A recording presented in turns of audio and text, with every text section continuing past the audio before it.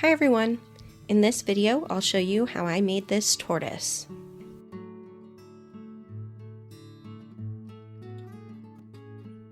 I start by making an aluminum foil base slightly smaller than the tortoise shell will be.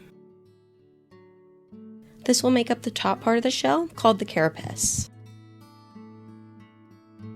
Then I cover the aluminum foil base with super sculpty beige polymer clay, which I have pre-flattened in my clay roller.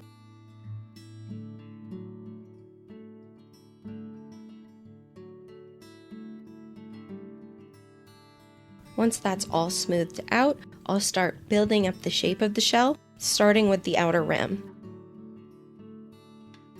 I'll use a long worm of clay and smooth it into the main body of the shell.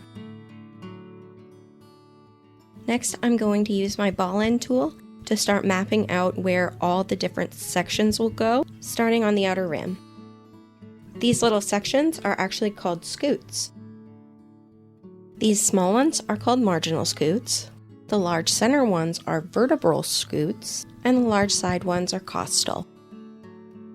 Once the larger ones are finished being carved out, I'm going to go back in with my ball end tool to redefine the small marginal scoots that got squished while I was sculpting the larger ones. Next, I'm going to use this dental tool to add some growth lines to the scoots. This tortoise is supposed to be a baby, so I'm not going to add very many. Now the carapace is ready to go into the oven for about 30 minutes at 275 degrees. While that bakes, I'm going to start working on the belly part of the shell called the plastron. Just like before, I make a base using aluminum foil and I cover it completely in polymer clay. Once that's smoothed out, I'll use my wooden tool to sculpt out the sections of the plastron.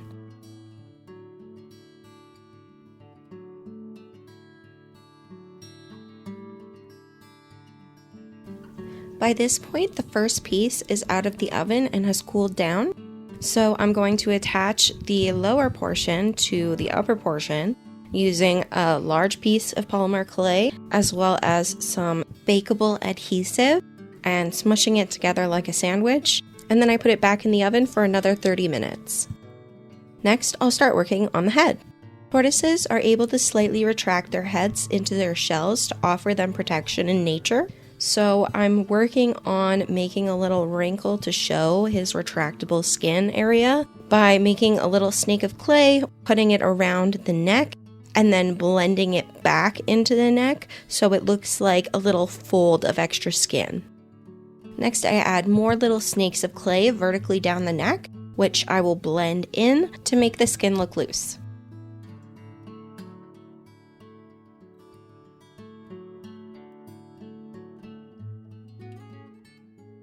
Now I'll make his little smile.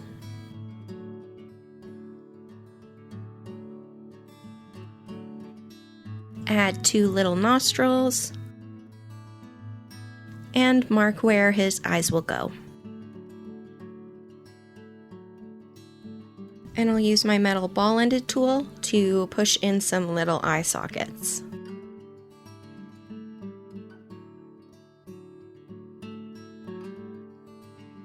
And then I roll out 2 equal-sized balls for his eyes.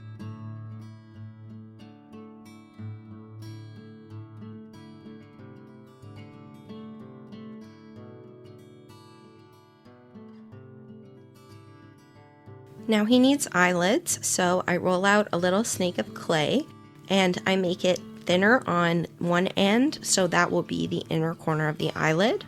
I break it off and I do the same for the other eye. And I do the same thing for the lower eyelids.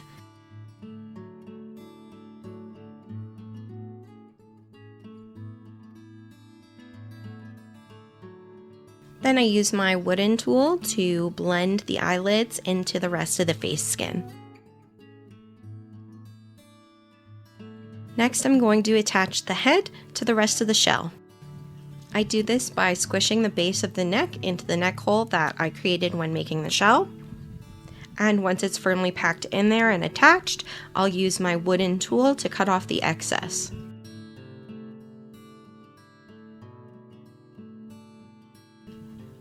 Next, I'll make the tortoise's legs. I use 4 equal sized pieces of polymer clay that are smaller on one side than the other. The smaller side is where it will attach to the tortoise's body, and the thicker end will be the foot. To make the claws, I pinch 3 little sections, and I keep pinching them until they come to little points. A tortoise's claws help them dig burrows and traverse different terrain. Once all 4 legs are sculpted, I attach them to the body.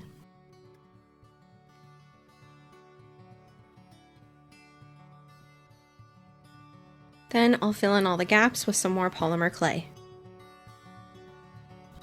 These side parts of the shell where the lower and upper part fuse is called the bridge. At some point I added a little cosplay tail to the tortoise, but I forgot to film it, so sorry about that, but once again, fill the gaps with more polymer clay.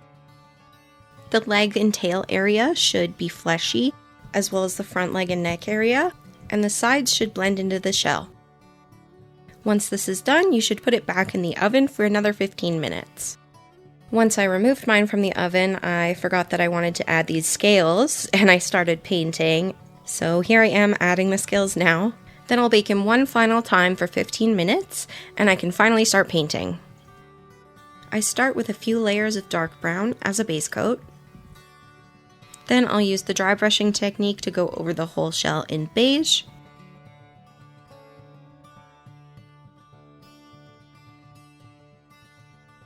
And then I use a fine tip brush to paint dark brown around the outer ring of the scoots.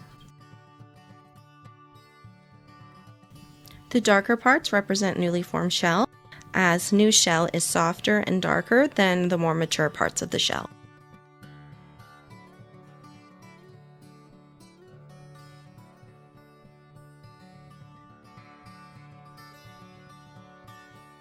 Now to really define the inner ridges, I'm going to do a wash over the entire tortoise using a watered down dark brown. Then I'll do a white dry brush over the legs and scales, as well as the head and tail, to kind of highlight all of its scales, but also make it look a little dry and dirty. Then I'm going to do another dark brown wash over the legs, head, and tail.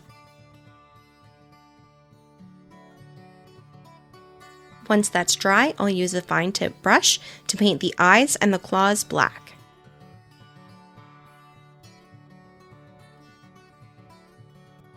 The paint that I use always dries a little bit darker than it goes on, so here I'm just adding a little bit more highlights to the inner portion of the scoots to bring the color back to where I want it.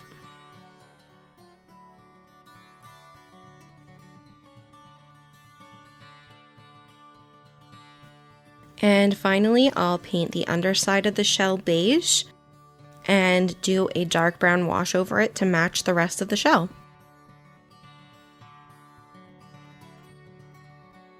Now I want to seal all this hard work with some clear matte top coat. Make sure you're in a well ventilated area and wearing your PPE when you do this, and I let it dry for 24 hours.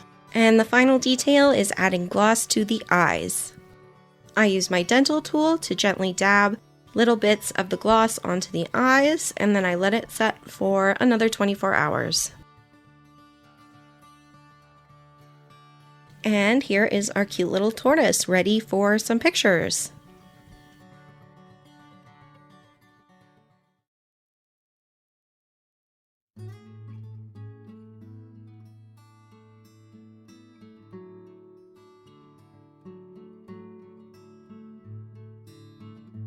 Thank you so much for watching this video. I hope you enjoyed it. If you did, like and subscribe, and let me know below what else you'd like to see me make. Bye!